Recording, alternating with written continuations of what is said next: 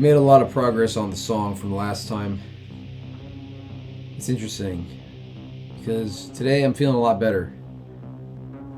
I don't feel the burnout from the poison of social media. Instead, I feel the motivation from the feeling of going all in on what you really want to do in life. Deep down, I feel we all know what we want to do in life. But sometimes we don't allow ourselves to fully go after it. We feel like it's unattainable, it's out of reach, it's not realistic, there's too much competition, we're not good enough. I'll tell you right now, man, I can produce, but I'm not the best. I'm not even amazing. There's people way better than me. I can't win on talent or skill alone. I don't have some special advantage over anyone else. And I certainly feel that fear too. Because I've recently gone all in on my music to the point where there's nothing else. I work a part-time job to pay most of my bills. Everything else is music. I don't have a plan B anymore. And that can be real scary. Because all my life I always had a plan B. I always had other things going on. I would distract myself with other projects to make myself feel like, I'm making wise decisions. I'm making safe bets. You know? The thought of being an artist full-time seemed unattainable. Until recently. Until recently when I started getting enough signal from the real world. Consistent gigs, lots of streams, people buying my songs, positive comments, DMs, a lot of growth on social media, etc. Now that dream doesn't seem like a dream anymore. It's actually happening, just on a small scale. The problem is I waited too long. A lot of people wait too long to go all in on what they want to do. They wait for permission from the world first instead of just giving that permission to themselves. And I know it's hard. It's hard. And I myself didn't do this either. You know, I had only recently finally let go of everything else that was happening around me, because I figured at this point those other things are no longer safe bets. They're distractions that are pulling me back. They're pulling me back from the thing I actually want to do. Just because those other things might seem safer, more practical, more reasonable, more attainable, doesn't mean it's going to make you happy. And in all honesty, if your heart's not in that, you're not going to go that far with it anyways. So is it really even a safe bet? I don't think so.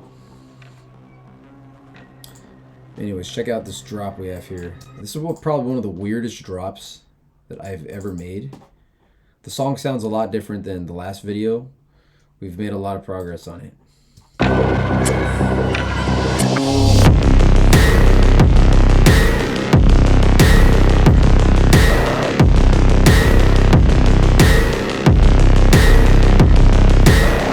That is filthy, my God.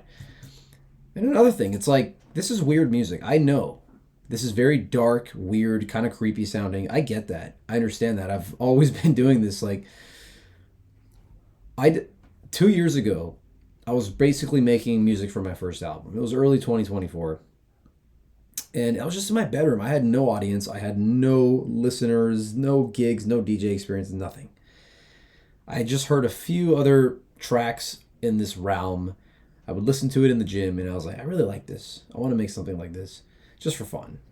You know, because no one's going to listen to my weird-ass music. There's no audience for this. I didn't even know what genre. I had no idea what cyberpunk was, EBM. I'd never heard of these things. I was just not aware. I just made what sounded good to me, what I felt like making. It turned out to be stuff that sounded like this. And I thought there'd be no audience for this. It's really just for me. Maybe I'll add it to a Spotify playlist so I can work out to it. And so I started making all my songs. And little by little, I realized that there is, in fact, a massive subculture. So when I started releasing songs, people would say, this reminds me of Blade, or John Wick, or Hitman, or Cyberpunk, or EBM. They started giving me all these labels and associating my music with all these things. And I realized, okay, there's an aesthetic, there's a cultural reference. Oh, there's a lot of other artists actually like this. In fact, there are small underground labels supporting artists like this. I eventually started working with those labels. And then so in 2024, we went from basically nothing to, by the end, I think we had like 10,000 Spotify listeners. Still no gigs, but we had a small online presence at that point. I was like, okay. And then in 2025, still made some more songs, just got better and better at my craft. And believe me, it was hard at first because I had practically no experience making this kind of stuff. I just went at it. A lot of trial and error. And you can hear the evolution if you listen to the discography. But 2025, Health reaches out to me. They found me on Instagram. And they said, we really like your stuff. We'd like to collaborate. And of course, I said yes. But you got to understand, again, like, I had no idea there was a scene. I'm not really into Nine Inch Nails. And to be honest with you, I had never even really listened to Health until they reached out to me. I just wasn't aware. I was just making what I liked and putting it out. And it turns out there was a scene there and it found me. And so we do the collab song, but it doesn't drop until way later, like 2026. But that was a sign. I'm like, okay, if these guys fuck with my shit, I must be in the right direction. So that was motivation. I was like, okay, this is getting a little more real. And then summer of 2025, I play my first show in Arizona. Another guy finds me on Instagram. He invites me out to come DJ in Arizona. Let's go play our song in the background. It's very comforting. So I drove like 6 or 7 hours to go do this thing. There was probably like 15 people on the dance floor. But I was like, whatever, man. It was my first time ever DJing. I had like literally no experience, okay? I had no clue how to DJ. I just made a really simple set with like super basic transitions. And everything was like super curated. Every song was planned out. I said, you know what, worst case scenario, at least I'll get some good pictures. That was July of 2025. Then after that, I was like, wait, I'm back in LA now, because I live here. I'm like, yo, people are playing my tracks at goth clubs, goth events, not only in LA, but around the world. I've got listeners. People are buying my stuff on Bandcamp. Health likes my music. I just played my first gig. Why don't I start playing more gigs? That's what's missing. And I met someone who got me a gig in LA. My first gig was September 6th, 2025. Long story short, I played that gig.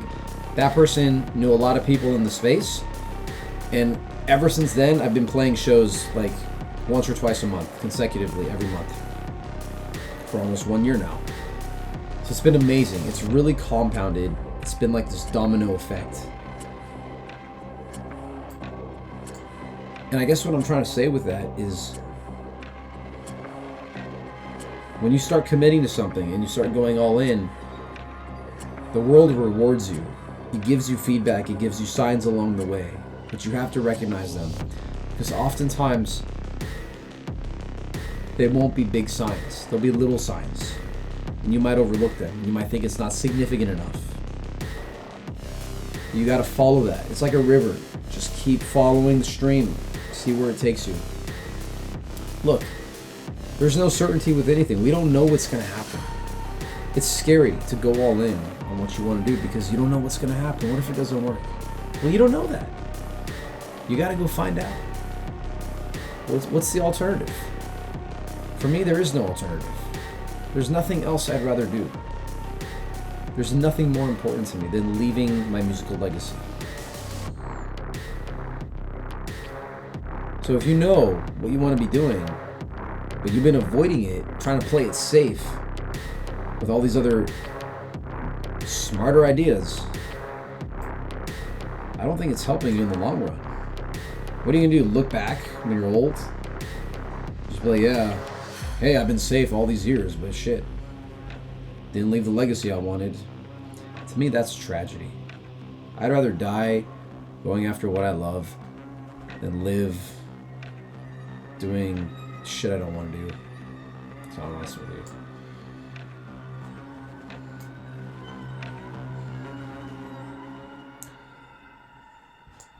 So yeah, at this point, there's been a lot of signal from the world.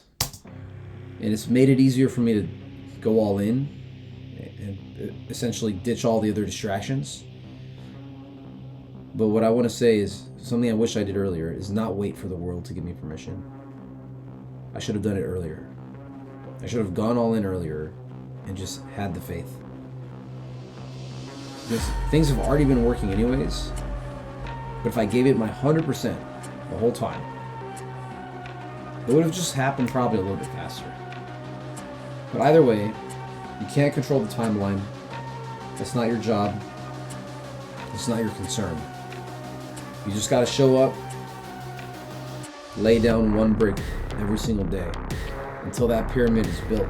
Next thing you know, you look up, there's a whole pyramid in front of you. So that's what it feels like to go all in. Don't be afraid.